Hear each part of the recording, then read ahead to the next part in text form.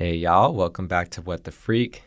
Super excited to jump in today with my friend Hannah. We are going to go into some a little bit darker, juicy topics today, so I hope you're ready. Hannah, welcome to the show. I'd love for you to introduce yourself. Thank you for having me. Mm-hmm. Yes, my name is Hannah, and I'm excited to go juicy into the darkness a little bit. A little bit about me. This question is always so tough because where do you begin when you're a multidimensional person who's doing so many things? First and foremost, I think I'm a student of life. I'm a birth worker. I'm a mom. I'm a writer, a poet. I'm a business owner. Yeah, I think that's what's going on with me right now. Mm. Who knows what'll be tomorrow, though. Yeah, same. Yeah. Amazing. Well, excited to have another multi-passionate human being on the podcast. Yeah. And really excited to dive into the topic that we were just talking about a few minutes ago. Actually, when we were planning this podcast out, you weren't actually even sure. You might have had to be on call for a birth, but that actually happened yesterday. Yeah, so universe, thanks. Fortunate for the podcast. Yeah. And sounded like it went relatively smooth, so that's fortunate as well. Yeah. So, I would love to just first hear a little more about, actually I'll just share, so me and Hannah met through the Churchill because we're both business owners in the Churchill. Yeah. Hannah has an amazing shop in there called Gather. She does conscious retail. She partners with a bunch of local artists and creators and makers who all put their items for sale in her shop, and it's a really beautiful shop and really beautiful items and really beautiful people. So, and it's a place to gather. It's a place to gather. Yeah. Thank you. That's a good description and a good representation. I think sometimes it's hard, when showing up for yourself on how to describe what you do. And, it's like boastful or this is what I do, but you did thank you for sharing that. I like to think of Gather as a space of origins. Mm-hmm. So we have a lot of artists and a lot of creatives who are just getting started with their business and getting started with their craft and wanting to birth it into existence. And Gather is a space to do that in a non-judgmental and a total open and exploratory space. So it's really humbling to see a lot of artists come in nervous and just excited to share their gifts with the world, and then to watch them grow beyond Gather. And all of a sudden they're like muralists, and their brand is all over mm-hmm. Phoenix, and then even nationwide and international. And it's like, oh, cool. We're just a little tiny piece in your story. You're like an incubator. Yeah. Oh, yeah. It's interesting how I'm an incubator while also incubating at the Churchill. Yes. You're an incubator of incubators. Inception. That's amazing. I love it. Yeah. Well, with that, I would love to dive into, tell us a little bit more about your birth work that you do. I know you mentioned, we were chatting, you just started doing it in 2020. Yep. And you've done around 50 births now. Yeah. What is that experience for you? What drew you to it, and why is it meaningful to you, and why are you so drawn to it? Whew, that's a loaded question, Nathan. I like to ask the loaded ones. Yeah. We got time to unpack it. Yeah, we're going to have to unpack that because what initially drew me, I would say what initially sparked it was my own birth experience with my son back in 2015. By society standards, it was, a great birth, right? Nothing went wrong. There's no complications. I have a healthy, beautiful boy, right? But along the way, there were moments that I really felt like I was betraying myself or not really showing up fully for that experience. I really felt like the birth of your child, is meant to be transformative, right? It's a transformation. There's alchemy in that process. And I felt along the way I just didn't show up for myself. I let other people make decisions for me, and I felt very much shuffled along the process. assembly line of birth, the business of being born, if you will. And that's mostly through like the hospital experience. And so I learned about what doula work was really after that. I had no clue what a doula was. And then as I started exploring it more, I was doing my own healing work through my birth experience. And then in 2017, it was really the death of my mom that made me realize how I wanted to live. You know, like her death was a reminder of how I really wanted to show up in this world. And so I launched into this idea of birth work, and it's not just birthing children, you know, from our bodies as women, but it's how we show up for the big moments in our lives.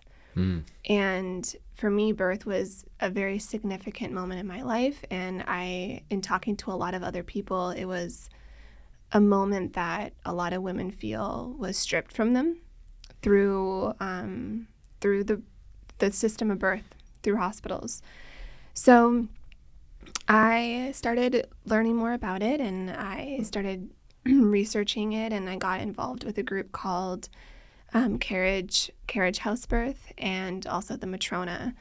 And they're about reclaiming the birth space back to women, back to the sacredness of this natural process that has been around since the dawn of man, right? And so since the birth of man. The birth of and man. woman. And woman.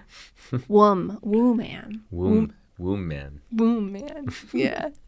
And so I just started putting myself in these spaces where I was connecting with other birth workers. And what I realized is that we're all doulas, you know? To quote Ram Dass, we're all just walking each other home. You know, we're all just guiding each other back to the seat of our souls, to show up fully for ourselves. And my soul, my heart, my whole being it really rings true for birth work. And yeah, so I'll kind of pause there, but that's kind of how I got into it. And, you know, my first birth was a free birth, a mom who, you know, felt very much that she had been abused by the obstetric system, and she wanted to reclaim her story. So she decided to do the work. She learned all about the natural physiological aspects of birth. She really tapped into her body, became more attuned to the natural rhythms of her body, and she listened to it all the way through. And I witnessed her roar her baby into this world in her bathroom in the dark of night.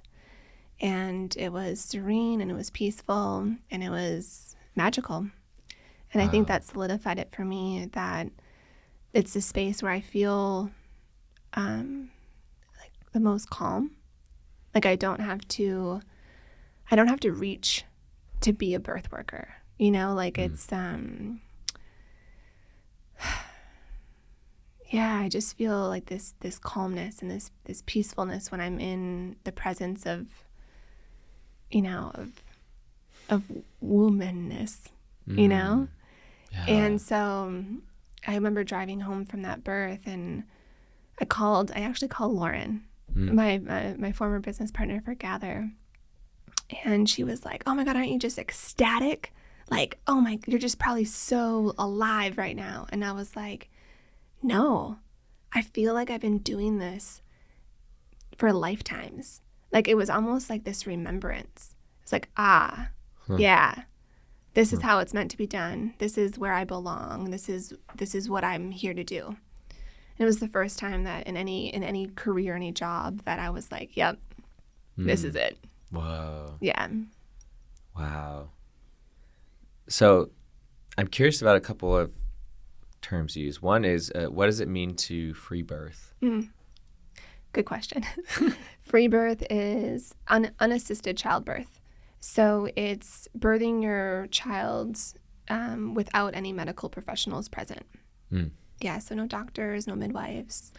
And now is that usually done, from the little I know, is that usually done in like a bathtub or a little kiddie pool?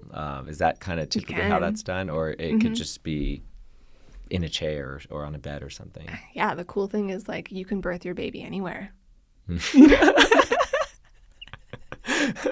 if you want a water birth or a land birth. This one specifically was she spent a lot of time in the shower. Water is really great, a natural pain reliever, a natural comfort measure for laboring moms. But birth can happen anywhere. I've seen a lot of water births, a lot of bedroom births, bathroom. Yeah, anywhere.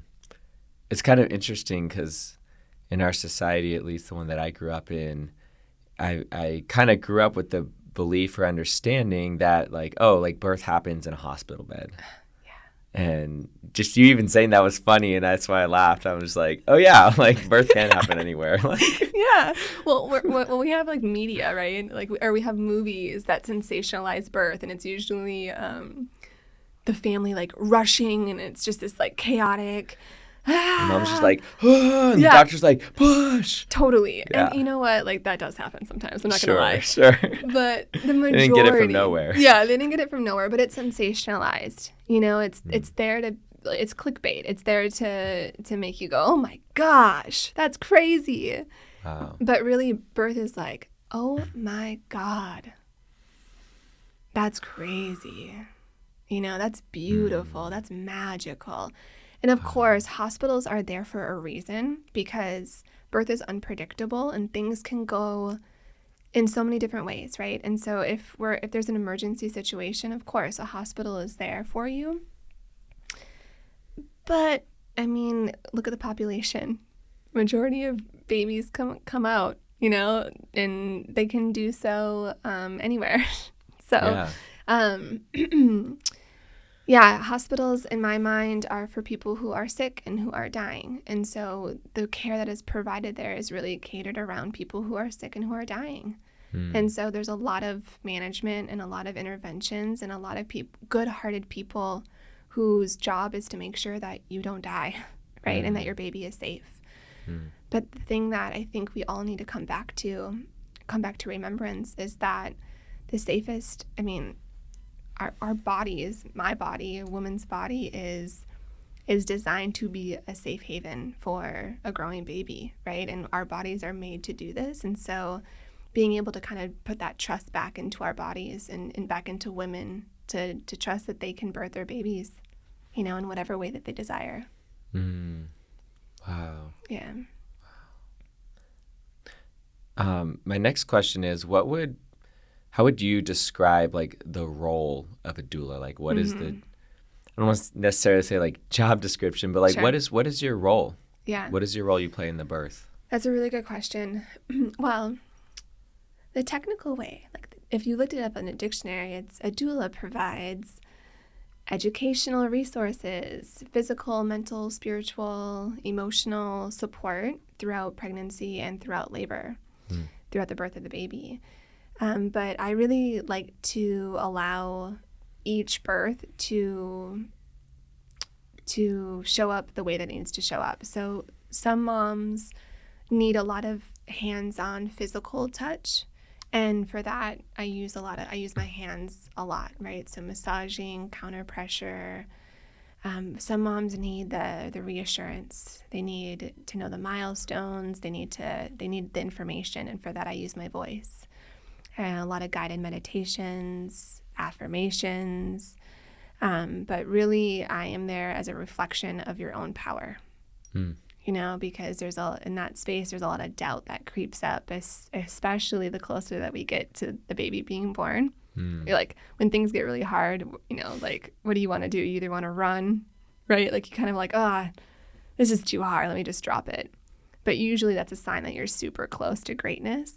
And you just need it. You just need that extra nudge. You just need to like get over that tough spot. And then, you're there, right? Yeah. It's childbirth. It's meant to be hard. You know, it's labor. It's meant to be literally hard. called labor. Yeah, it's literally it's called labor. It's work. And, you know, I think I'm there to remind you that you can show up for this. Like, that you have to show up for it. If you really want to birth your baby in the way that you desire, like, show up for it. And I'm there as a reminder of your own power. I'm there committed to your vision. And, you know, every step of the way, I'm reminding you of, that your innate power to do this, your ability to soften, to be strong and soft at the same time. I mean, that's challenging. And so I work a lot with if a mom has a partner, I work very closely with that partner to help them feel more connected to the experience too, because a lot of times partners don't really know how to show up. It's the first time they're seeing the person they love dearly in a lot of pain, and it's a little foreign. It's not, it's really hard to see someone you love in constant pain for hours and hours and hours. And so there's this I don't know what to do. I'm there to kind of help, right, and show you the different tools and encourage connection in the birth space, right? We're there to honor the sacredness of birth. And so sometimes that means showing up for the partner, and helping them along the way as well. Wow. Yeah. That's beautiful. Yeah. Every birth is different.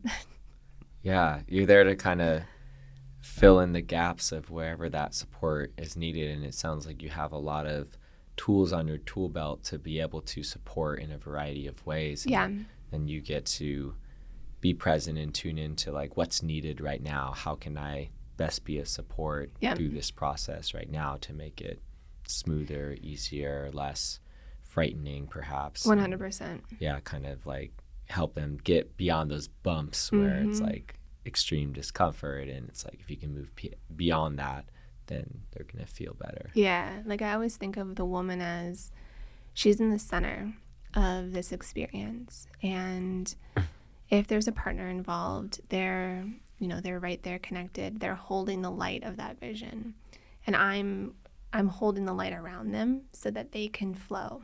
I think the two most important things, and I learned this from a granny midwife, Wapio, in my midwifery training called the Matrona, and she states that the two most important things in birth is altered states of consciousness and the role of the partner. So the partner could be the actual partner of that person or the doula, depending on the circumstances. But the goal for that mom or that woman is to really be able to slip into these altered states of consciousness, because babies aren't born in the beta. You know what I mean? They're not born in the over, right now we're kind of, I think we could probably slip into more of an alpha state and kind of daydream together, right? Yeah. But life is really lived in the beta. We're in this high frequency, moving around really fast. But babies, you gotta slow it down and kind of go into this altered state of consciousness. And that's really where I'm trying to allow space and tools to get moms there. And the role of the partner is so important, because that's the making of the family.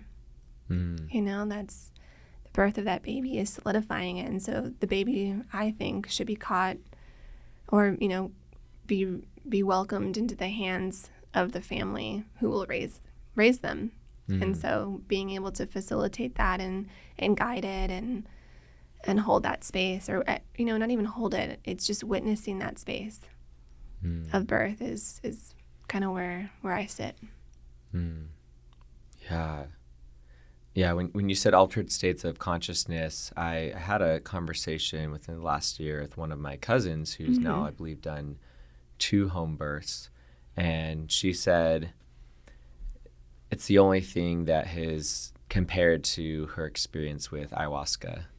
And I think perhaps was even a little more powerful for her. Yeah. And it really put her into that altered state of consciousness, and was just such a immense, meaningful, potent, beautiful experience. And just talking to her about it, I was just almost got in that state a little bit, that trance a little bit. And it's just so amazing to just hear her experience with it. And she just seemed like she really was enjoying each part of the process leading up to it, and putting all the pieces together and the people and planning it out. It's so much intention went into that birthing process, whereas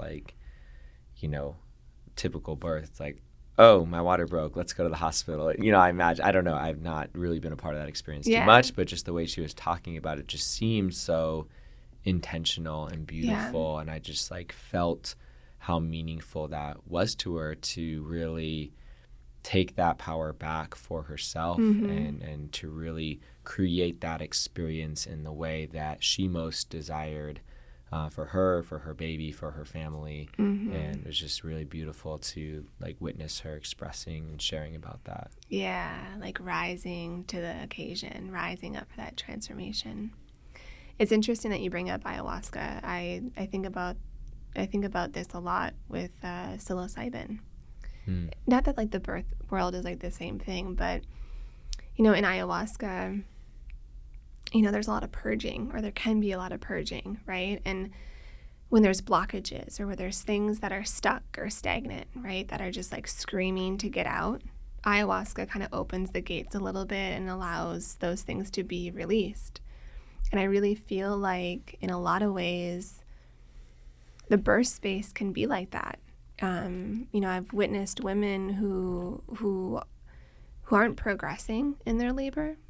So they're not opening and they're not softening. And oftentimes there's no medical reason. It's not like, oh, your pelvis is too small.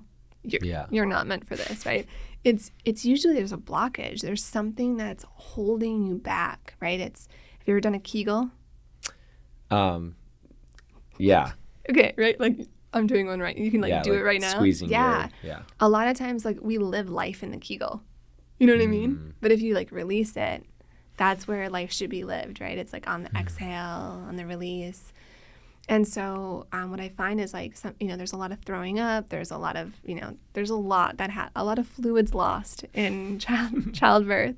But sometimes that's exactly what's needed to happen in order for an open passage for baby to come, right? And I think about this with the psilocybin, the fungi world, right? When we look at nature, when fungi is present, they're recycling, right? They're there to, clear away they're there where death needs to come up, right? Where like things need to die and things need to, be processed so that new birth can come, new life can come. And I think that's our womb space, right? We can transmute a lot of energy in our womb space, and we can clear a lot of debris out of there and create life. And that's not just childbirth. That's just, creativity. This podcast was created from your sacral, right? From your womb space. Yep. And I think that's, if we all could learn something from the birth space and from childbirth, it's like how to really hone into the power of our womb, like that sacral energy to live like our most beautiful, grandest visions, and if we're not going to show up for it, gosh, what are we here for? Like, you know what I mean? Yeah. I'm afraid too, there's a lot of things that I feel like I'm holding myself back from doing that. But so it's like, I'm on that process too. I haven't figured it out, but I really think that there's something to all of that. And yeah. I really love this conversation around, birth and kind of the psychedelic altered states of consciousness. For me, something really interesting that I started experiencing in the last couple of years, that I've been working with ayahuasca for about 7 or 8 years now. And in the last couple of years, one thing that came through very clear for me is that I am here. One of my roles is being a doula for humanity's rebirth. And it's a very, very clear message. And I've had like experiences in ceremony that made it even more clear on like what that is and what that means. So like even though I've not witnessed the process of birth yet myself, like in this body, in this life, I hear everything you're saying, and I can like relate to it in my own way. Yeah, absolutely. It's such it's the most relatable parallels. Like we were all born, so like we've all been through it. It's all relative, It's so relatable. Yeah. So yeah, it's just I love the role that you're playing, and I just want to say, like, it's so important Yeah. and crucial. I feel like especially in our Western society, we kind of have this weird reductionist thing where it's like, what do you need for a birth? You know, it's like, oh, you need like a hospital bed and a doctor and like all these things. But I feel like there's just so much missing, because it's like you're just looking at the bare bones of like, what does it actually take to allow this being to come through? But we're not thinking about the mental, the emotional, the spiritual, the like all of that. Yeah. Or like, what type of environment do I want to be in? What would be my desire or my ideal environment to be in? Who do I want to have around me? And how do I want to experience this birth? And what does this birth mean to me? It's like, you probably don't fill that out when you go into a hospital, I imagine. No, and I think to add into that, it's also acknowledging what's naturally occurring within our bodies during childbirth. So oxytocin, right, is literally the hormone that's raging through us to progress labor along. And, you know, when you walk into a hospital, can you imagine which hormone pops in, you know, to kind of kick things in? It's cortisol. Cortisol, yeah. It's the stress hormone. And so here you are, like, you know, oxytocin is the love hormone. It's what's released during an orgasm. It's what's released during childbirth. It's the most beautiful expression, right? And then you walk into a hospital and it's just cortisol, adrenaline. So there's a lot of conflicting hormones happening when you enter that space. And so I think really it's about protecting your energy, you know, in the birth space. And like you said, knowing how you want things to unfold. But at first, it's knowing what's happening physiologically within ourselves during the different stages of labor, and then grounding ourselves in that energy so that we can show up, you know, fully for that space. And yeah, you can have the essential oils and the crystals and all of that stuff. But if you're not showing up, right, if you're not aware what's happening inside your body and you're not connected to the experience, you can't sage that away. You know what I mean? You can't sage yourself through the experience, or like, you know, you can't, crystals won't do it for you. Yeah. You have to do it for yourself. You have to show up for it. Yeah. Wow. Yeah, it's like, it's such a ceremony, like giving birth, such a ceremony, and not often treated in that way, I imagine. And yeah, I also love the piece you were talking about around like letting go of these fluids and just like basically creating space for this birth to happen. And certain things have to die or be let go of, or, you know, pushed out so that the process can happen. Like things are lost in the process of it happening. Yeah, biologically we change, right? And so the person, you know, should you be so lucky, the person you walk into the labor as is not the same person that you exit it as, right? Like there's an alchemy, there's a transformation that happens. And if you really show up for that process, man, you transform from that maiden into the mother, you know? And if you allow your partner to be present and that partner really shows up for that experience, they transform in from, you know, a man into a father. And that there's power there, you know, to witness a woman in her raw power. I've never seen a woman look more beautiful than she does in the birth space, you know? And so there's magic that happens there if you allow it to unfold in that way. Wow. Yeah.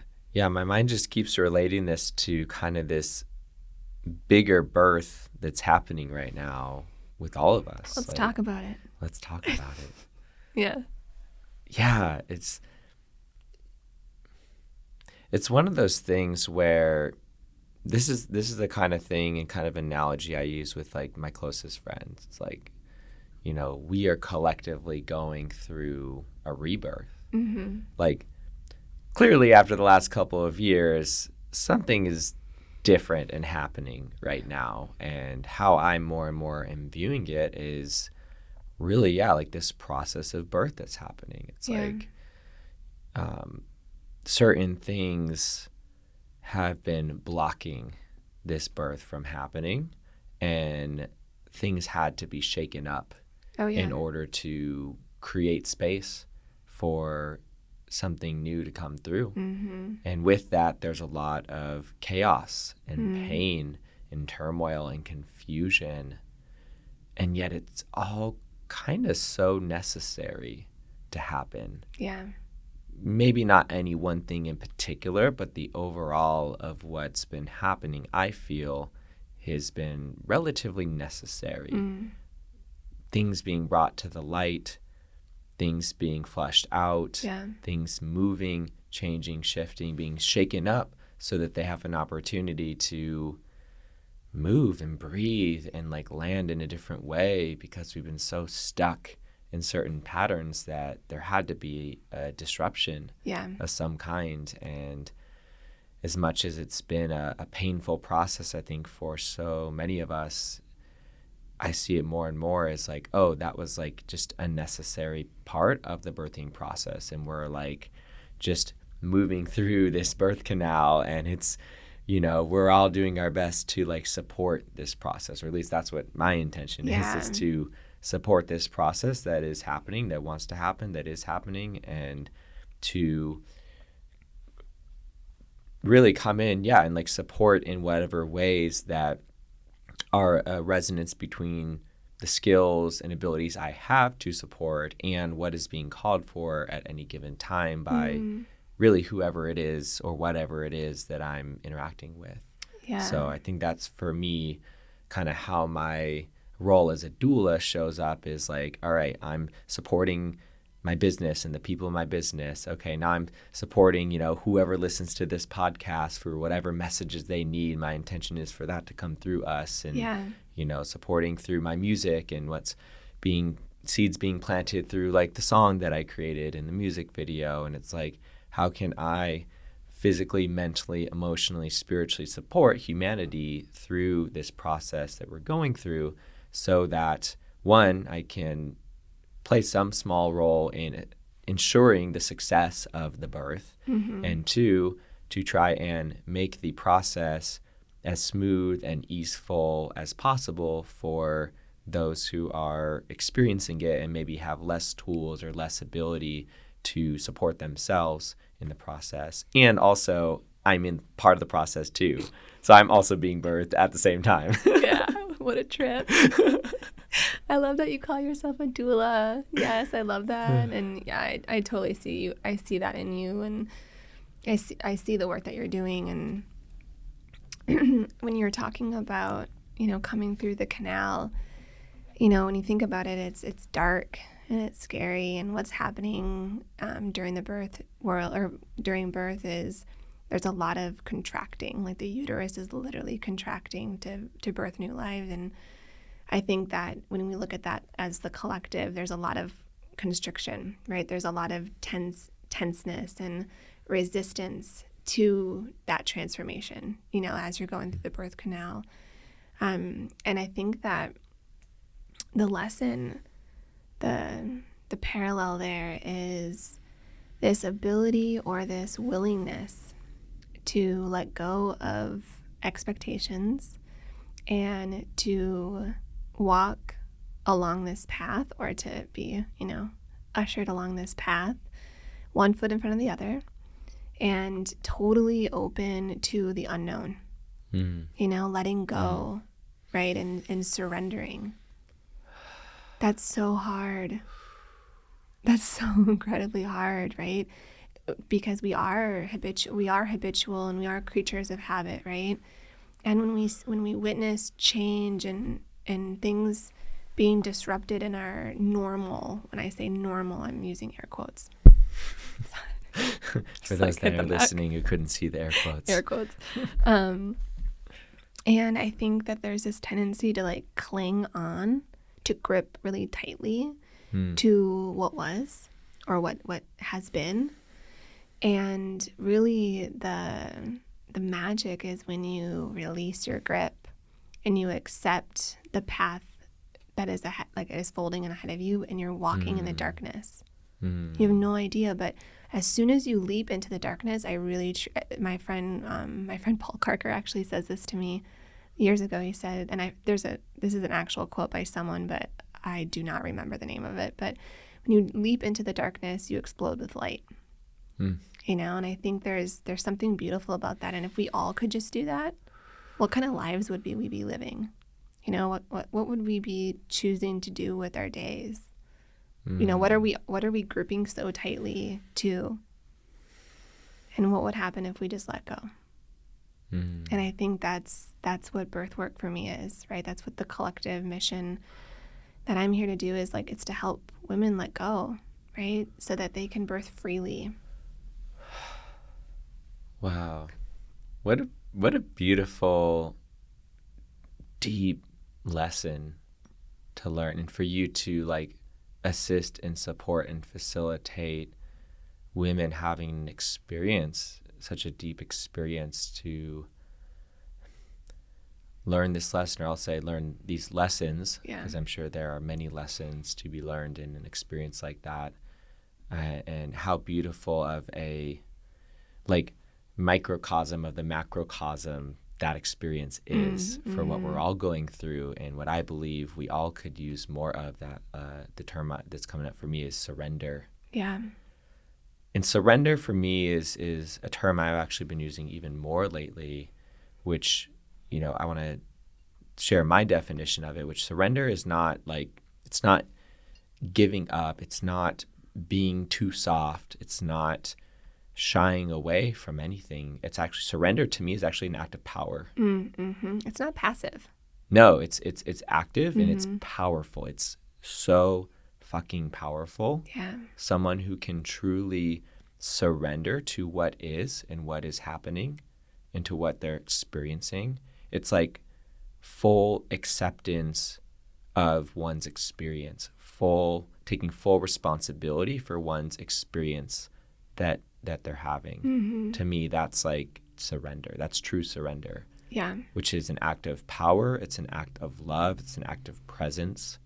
It's really truth. Releasing all resistance and tuning into, the truth of one's experience, and allowing oneself to be guided by truth, guided by life unfolding in its most benevolent support of that being.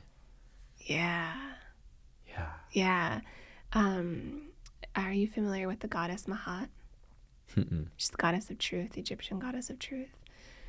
So, yeah, that just full body chills. And that just really resonated for me. And surrender is about, for me, dropping out of my head and into my heart space, you know? And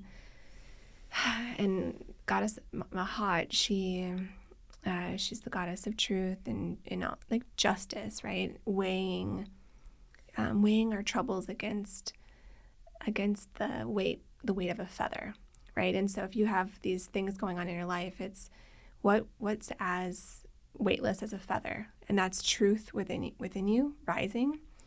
And so when you're talking, I was thinking about what surrender feels like in my body. It's like not necessarily what it is, but like what it feels like. And for me, it feels like the exhale, right? It's the end of the exhale, right? It's like, do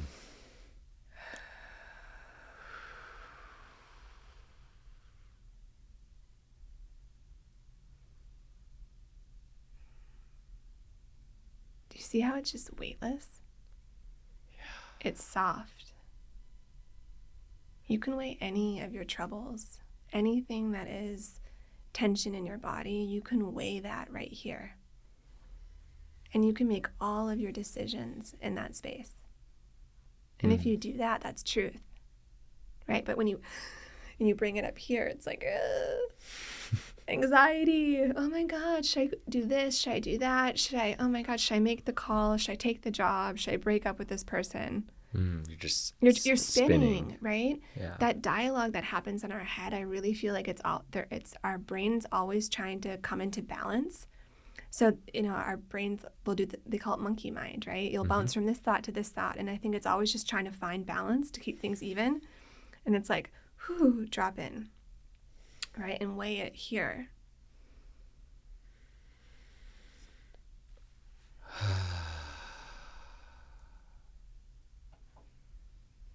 Yeah. When I do that, I feel like I'm just sitting on a mesa or like a plateau. Like I'm just like, Yeah. it feels very solid. It feels very rooted. It feels very anchored. And I'm very clear. Yeah. I'm very calm. There's not a bunch of thoughts going on. It's You're just neutral. it's like I'm in one place. Yeah. I feel that way when I am in the ocean. We recently went to Puerto Vallarta on a family trip, and I just remember spending my mornings like walking out as far as I felt safe and just surrendering to the waves. And you know, when you tense up your body in the ocean and the waves are coming, they knock you on your ass. You know what I mean? But if you completely surrender and you just do that, you know, you come from that space of the exhale, that space of neutrality, and you just allow yourself to be held by the ocean, you rise up and around the waves, right? You become one with the ocean. And that's that feeling that I get when I'm making decisions from that heart space. Is you just feel, what's that saying? It's like you're not a drop in the ocean, you're an ocean in a drop. Yeah. You know? Yeah. Like you're connected to the ocean because you are not separate from it.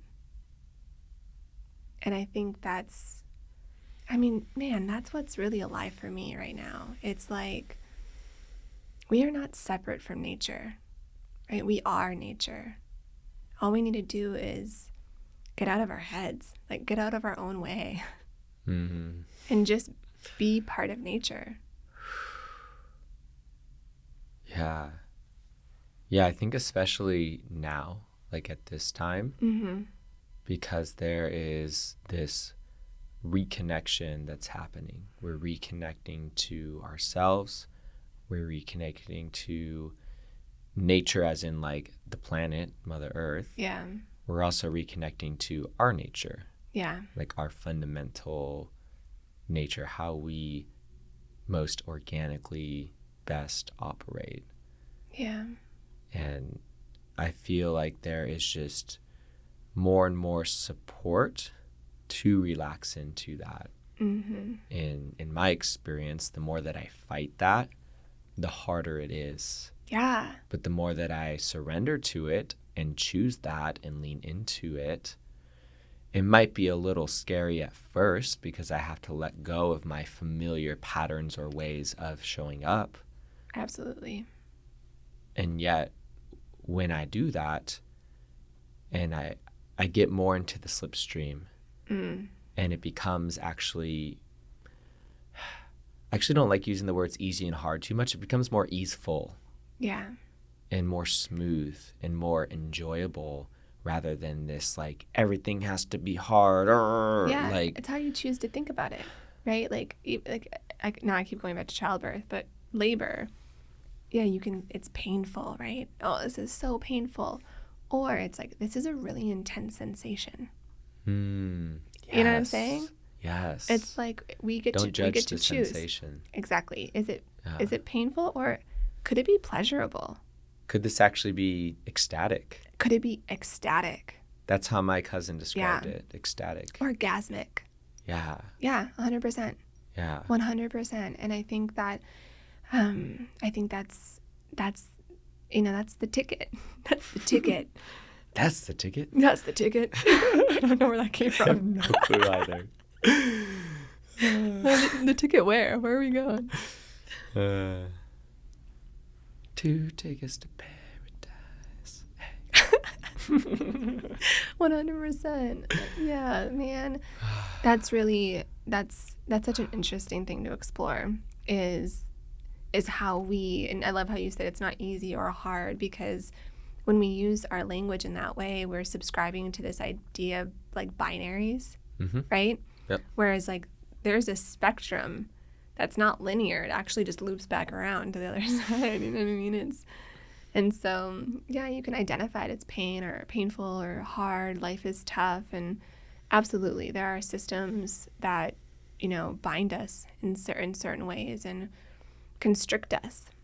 But it's how we choose to show up for that process, right? And, you know, you can choose up to you know, surrender to it. And to do that, you have to really, you know, choose to show up in a different way than, you know, your reaction to it. You know, and sometimes it's like, oh, this is tough. And, you know, that can manifest into just such negativity, you know, and again, using that word negativity, it's really just more so constriction. You can contract with it. Yeah. Or you can use it as an opportunity to expand. Yeah. Yeah. One view that one kind of perspective shift I've been having is this, in my experience, is this more like harm causing? Yeah. Or more joy bringing? Yeah. Yeah. Rather than like good, bad, right, wrong. It's like, am I experiencing,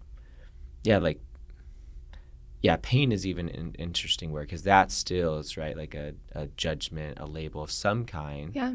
It's describing its general experience of a certain type of sensation, but pain doesn't, I feel like when we label it that, we tend to cling to it and resist it, rather than, as you were saying, like, oh, this is a lot of sensation right now. For me, one of my biggest tricks lately has been breathing into sensation more and more deeply. Mm-hmm. It transforms it. Yeah. It's wild, and it's pretty reliable, at least for me. Where can I just breathe into it? Can I accept this more? Can I actually like ask for it, choose it, desire it? And that transforms my experience of that sensation, and it either tends to dissolve it or maybe temporarily enhance it, but it can also then shift it into a different type of sensation that's actually less, you know, unenjoyable and like more satisfying or, you know, desirable. Yeah, I mean, you're literally speaking exactly how I work in the birth space.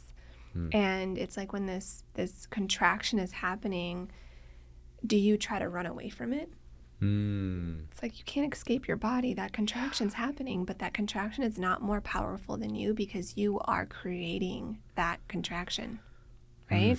Yes. And so how do you encourage someone, or how do you facilitate this way of expression that brings you into this observer, like, of your own experience, and you welcome in that contraction, you welcome in that sensation, you let it rise up, and you witness it rising, knowing that it's going to reach its peak, right? It's not going to go on for infinity.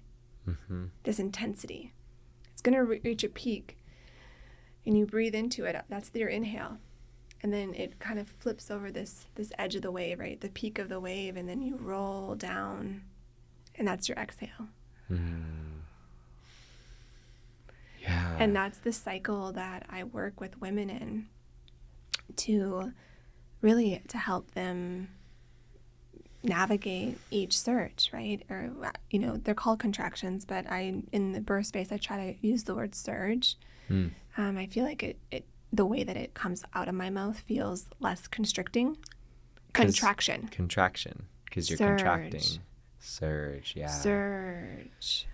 Because then it's just a up and down. Oh, that's just like you're on a higher point on the graph. Yeah, and that's all it is. Our words matter, right? And so it's the metaphor, the analogy that we use sometimes in the birth space, or that I use in these meditations that I facilitate in the birth space, is that when the surge comes, you know, you're standing at the shore, you know, seeing this wave come in, because you can feel the surge coming, right? You can feel this massiveness about to hit, right? And you can clench up and, oh my God, I'm so afraid of this wave, it's gonna knock me over. But, you know, if you do that, it's gonna knock you over, and then you're gonna be fighting it the whole time. But if you completely just surrender to it, and then, like you said, you rise up, and then you just follow that wave all the way up, and then you ride it down over the side of it. And if you do that, you take it one surge at a time, right? And it allows you to stay present when you're in this you're witnessing your breath. You're the observer of the way the air flows into your nose and down, and the way it expands your belly and expands your chest. And then you're aware of the way that it feels coming out your mouth between parted lips, right? When you stay present with each of those moments, it's hard to think about, oh my God, how long have I been contracting? How long is this going to take? Yeah. Because you're fully in the present moment of every breath. And that's why I think a doula is so important. And that's why I think doulas in life are so important. It's like, for you, it's like, how do you help people stay present in their lives? Stay present in the moment and show up for each moment. Wow. Yeah, it's like, it's really this role of service. Yeah. And just like, as you were talking about the contractions, I feel like as you're getting this image of how over the last 2 years as a society, we've been just fighting these contractions and just like in every way possible, wishing they weren't here, or trying to like, fight against them rather than learn how to be with them. And the other huge topic that you've kind of touched on a few times that I want to speak to more directly is trusting our bodies. Yeah. Trusting the wisdom and intelligence that lives in our bodies. Yeah. And especially for women, I feel like women have been so disconnected from their bodies in a variety of ways. And it's such a beautiful gift that you offer to provide the opportunity for women to become more connected, reconnect with their bodies, reconnect with their womb, reconnect with really through that the natural processes of life, the natural rhythms and waves and surges that we go through. It's like, that's like the divine feminine right there. Like, oh my gosh. Learning to ride the waves, to surf within the chaos of you're not sure exactly what's coming around the next bend, but you can feel it and you can learn how to more skillfully move with it rather than fight against it or wish that it wouldn't come. Because you trust your body. Yeah, I mean, so, I mean, honestly, and we use the word reconnect a lot, and I'm trying to shift it in my mind on it's where I'm not reconnecting, I'm just remembering. Because that connection's always there. It's just about being present with the connection. So, for example, for me, part of that process of remembering is becoming more attuned to my own cycles of menstruation. And I know it's like not the most glamorous conversation, right, and topic, but it's something that I don't think that we talk enough about. Is what's that natural process that's going on? And we have all these, we have contraceptions and all of these things, and I'm still kind of sitting with how I feel about these as tools, right, in the modern world, because part of me really feels as though these tools are excuses to not be present with our bodies and to not take accountability for these natural rhythms that occur within ourselves.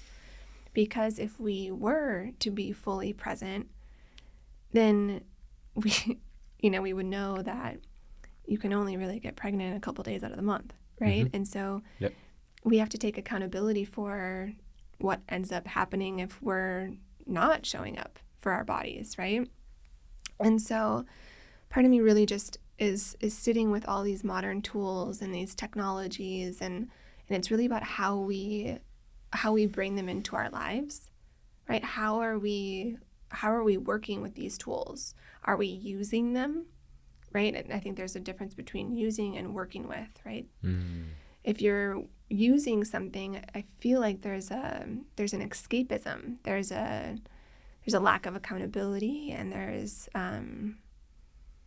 there's the excuse to not show up fully for yourself. And, there's a lot of reasons why these tools are leveraged and why people use them. And I think it's about being aware of why you're using it, but being aware of why you're bringing this into your life. And if you can fully say, okay, I accept responsibility for this. This is why I'm choosing to bring it in. I'm aware of the risks. I'm choosing to accept those. Then by all means, that's autonomy. Sure. That's free will, right? But my thing is like have command over your will, right? Free choice and this ability to just, to really choose, and to be able to choose, you have to be informed, right? Like informed consent. Yeah. You have to be informed of your natural rhythms in order to choose a contraception. Yeah. At least in my ideal world. Yes. Yes. Yeah. The word intentionality is really coming up for me Yep. as you speak to all of that, and the power of simply putting our intention into something and how that transforms it. Yeah. So it's like, instead of just going through the motions and going through the process or taking in some type of substance, it's like, no, how can I actively be a part of my experience? Yes. How can I choose this experience and set an intention, infuse an intention into what I'm doing? Yeah. It's like, there's a million podcasts out there, right? Like, what makes a podcast different? The intentionality. Totally. Like, what is my intention for this?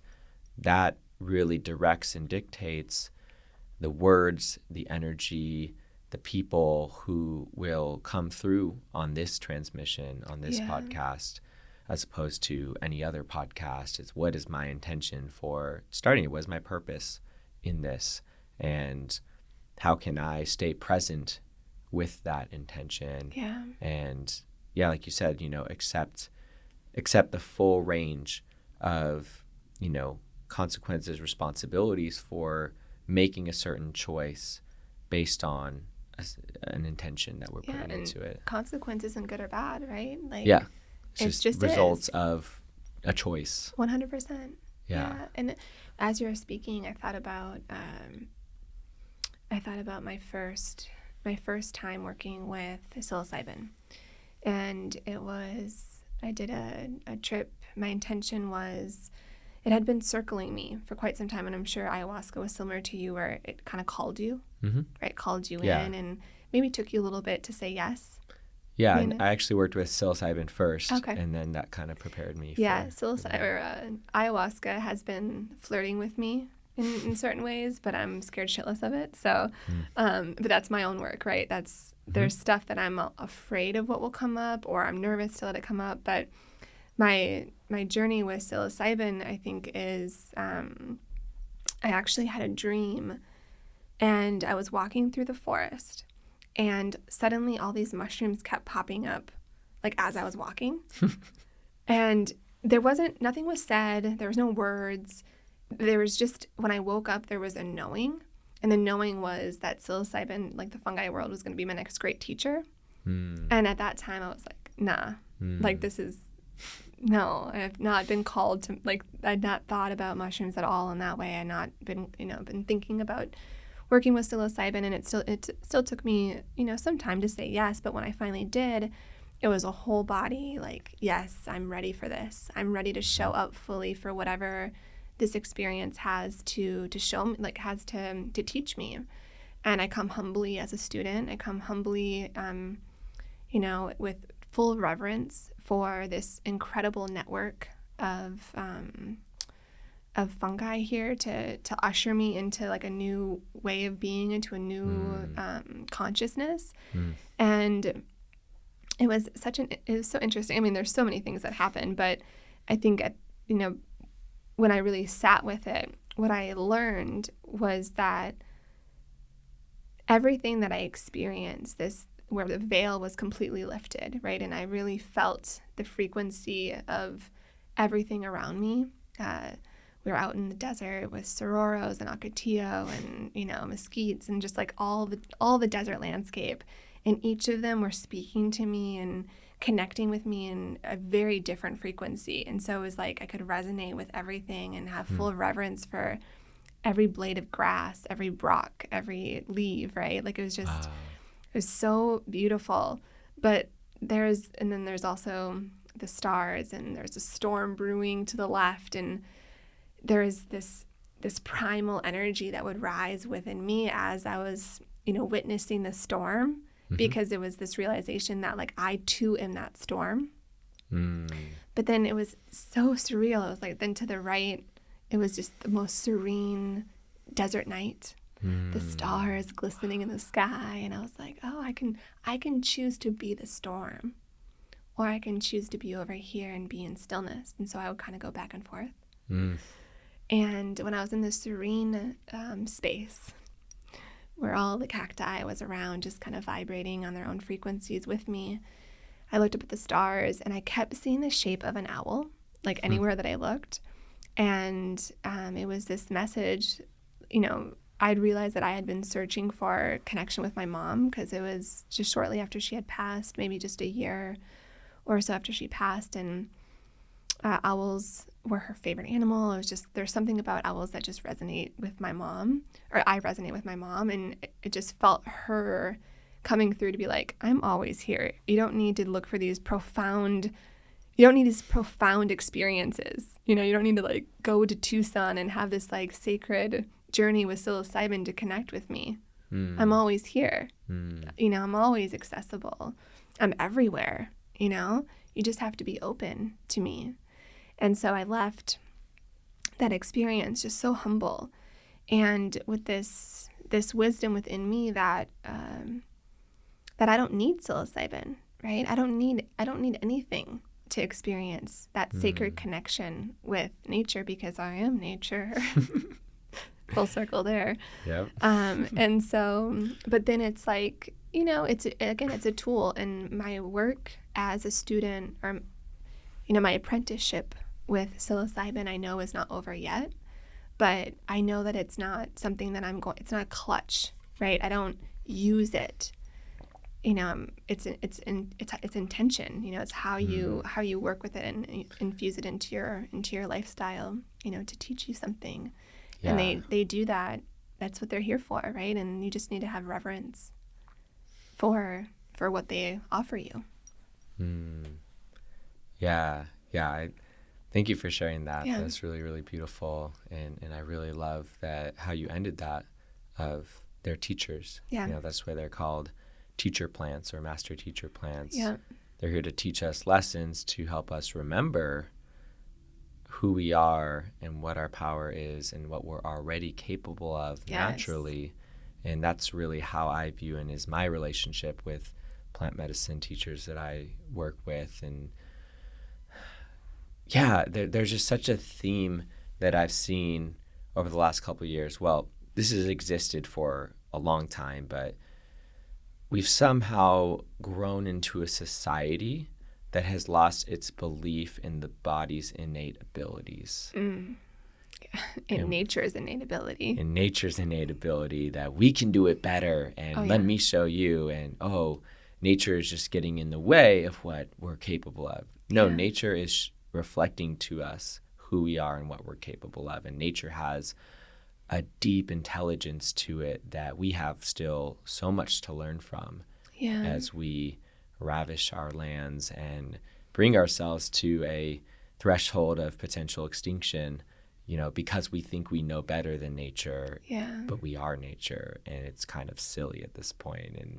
it's really weird to me how we have demonized and disconnected ourselves from our body's natural abilities and intelligence and capabilities.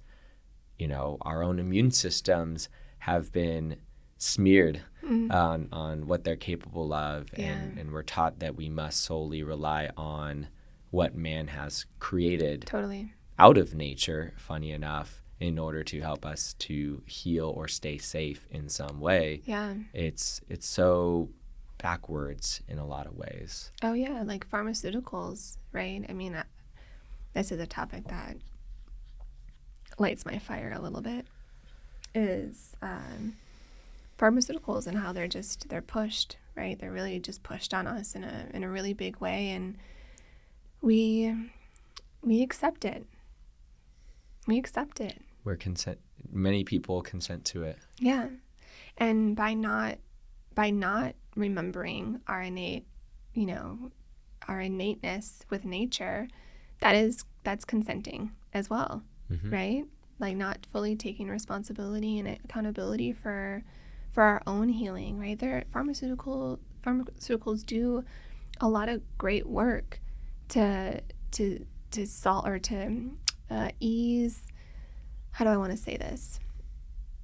They put a Band-Aid on some things, right? They stop the hemorrhaging of some things, right? So that you have the space to do the inner work, right?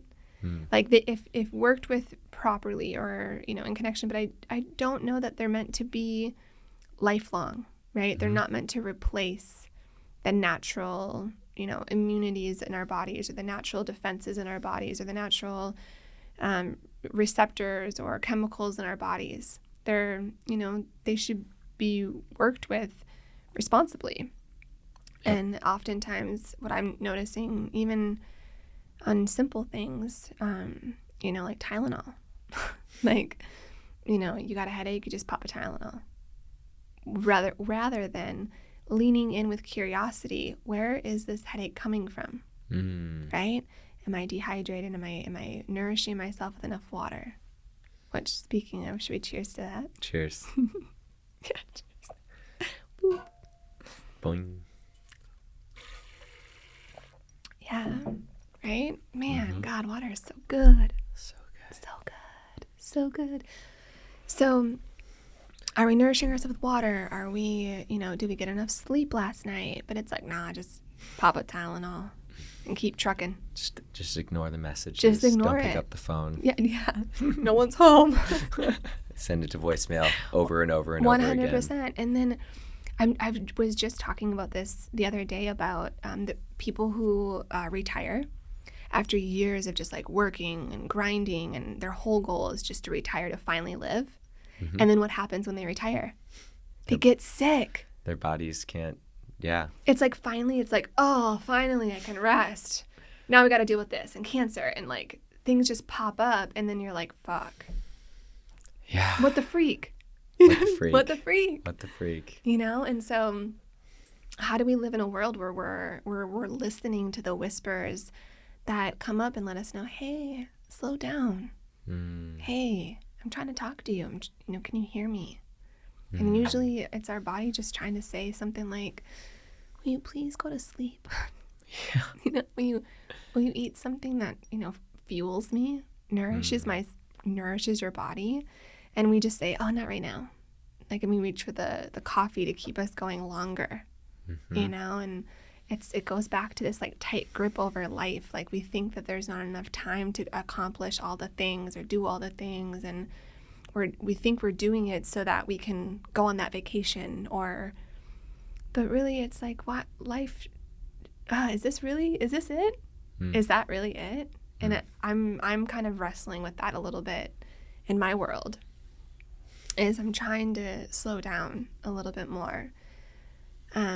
Being a multi-passionate person, sometimes I'm like, oh man, I should have already had this figured out, or, I really want to do this project, but I have all these other things, and I try to grip to all of the things, right? But sometimes things need to die, and you need to let things go so that you can create the space to really show up for the thing you want to do.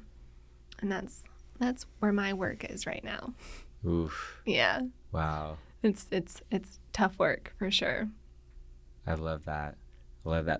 Let's go just a little deeper on that as kind of our last topic. Sure.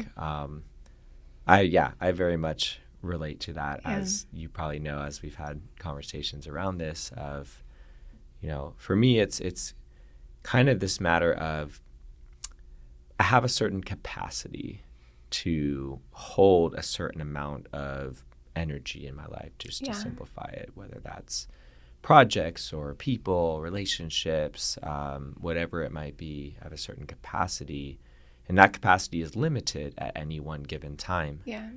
And certain things that I'm putting my attention on require more or less attention in order to create the most, let's call it the most resonant experience with that person, with that project, whatever it might be. Like each of these things are calling for a certain amount of my energy. Yeah. And I've noticed that, my shadow pattern that I've worked very hard to get better about and overcome is overloading myself so that I don't give enough energy to most things of what they're actually requiring and asking for them to really develop into what they want to develop into and what I desire them to develop into, whether it's a relationship or a project or whatever it might be. And for me, it's been a constant process of being honest with myself about, am I really dedicating myself, pouring into the things that I care about most? And, how can I more and more only pour into those things that feel in highest alignment? Yeah. Because at any given time, I have 100 different opportunities that I could choose. I could hang out with a bunch of different people or put my energy into a variety of different projects, whether they're my own or somebody else's. And I want to do it all. And I can't do it all right now. Yeah. I've had people say, well, you just can't do it all. I don't believe that. I can do it all, and I will eventually. Yeah, and I feel that. I'm going to be here for a while. Yeah. And I'm really playing the long game now, even more so every day. It's like, who knows? I'm not even going to assume that my life is only going to have a maximum of 100 years. Sure. There's so much crazy shit happening right now. Who knows? Who knows? Who knows? But that's not even the point, right? It's like the point is it's not to accomplish all the things for me. It's not to accomplish all the things or, reach a certain age or anything like that. It's really simple. It's, am I doing what I desire to do most in this present moment? Yeah. Am I pouring my energy, my attention, my resources into that which I feel the most inspired and alive in doing so? And how do I feel after pouring myself, my energy into something? And, it doesn't necessarily mean I have to feel like on cloud nine afterwards. Sure. It's more of a, was that valuable? Was that worthwhile? Was that satisfying? And would I do it again? Yeah. Would I do it again? Oh, man. Yeah, I feel like I'm looking in the mirror right now. Mm-hmm. For sure. And I think my shadow self I resonate so deeply with that. And then a pattern that I'm working to transmute is this tendency to shame myself for not being able to hold more. Like, you know what I mean? When you have I'm at my capacity and I know I'm at my capacity and it's like, why isn't your capacity more right now? You know what I mean? And it's like, oh my gosh. Like, that's the pressure we receive. That's the pressure we receive. And I would never speak to you like that. Yeah. If you're like, oh, I'm at capacity. I'm like, come on, Nathan.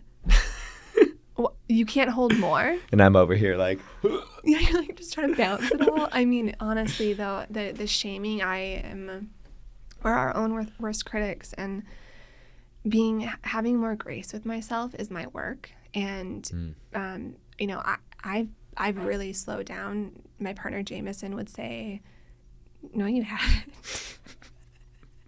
He would check me on that. But in my soul and my body, I know that I have.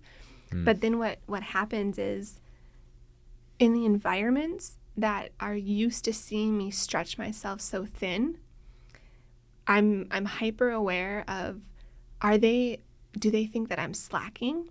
Do they think that I'm not working hard enough because I'm intentionally slowing down and my capacity has shifted? I no longer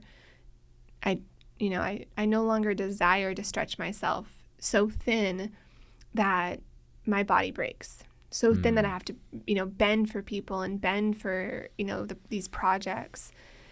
Because for many years, that's how I lived. And the only way that I stopped was when I would get sick.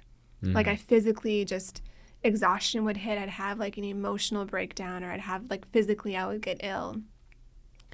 And my thyroids would start to swell. Like, just those were my symptoms. Those were me ignoring my whispers.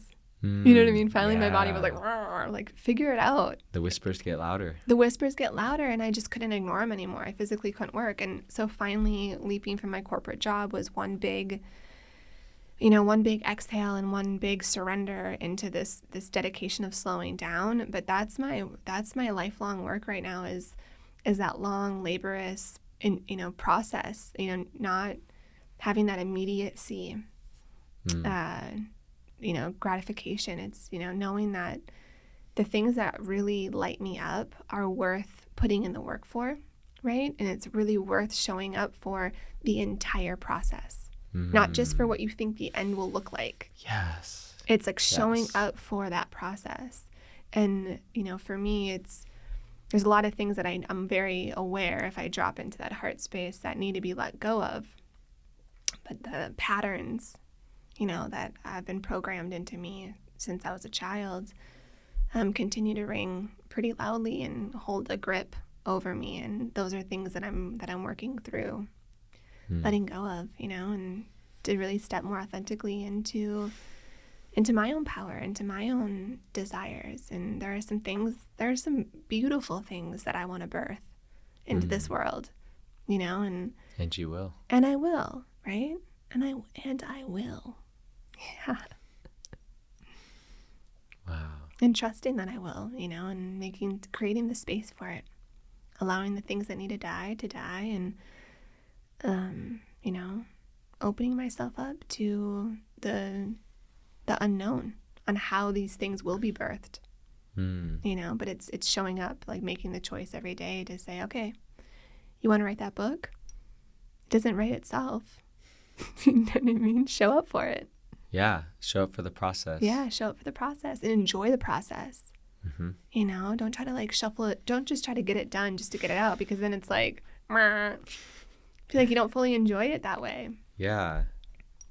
And to kind of tie this all back around with a bow, birth. Yeah. You can't rush the process. You can't force it. No, you can't. And if you try to, you're only adding more stress and pain to the process. Yeah. And making it less natural. Yeah, the more you interfere with nature, the more nature fights back and changes things for you, So yeah, not fighting the process. That's the key. Yeah. Beautiful. The key that unlocks the codes.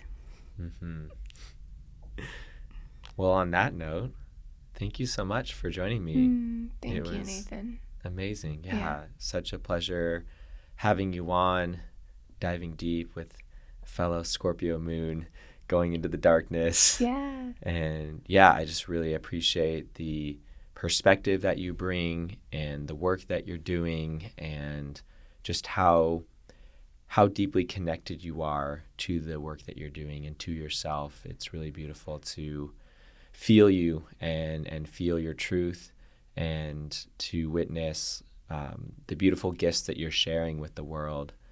So thank you for sharing that with me today.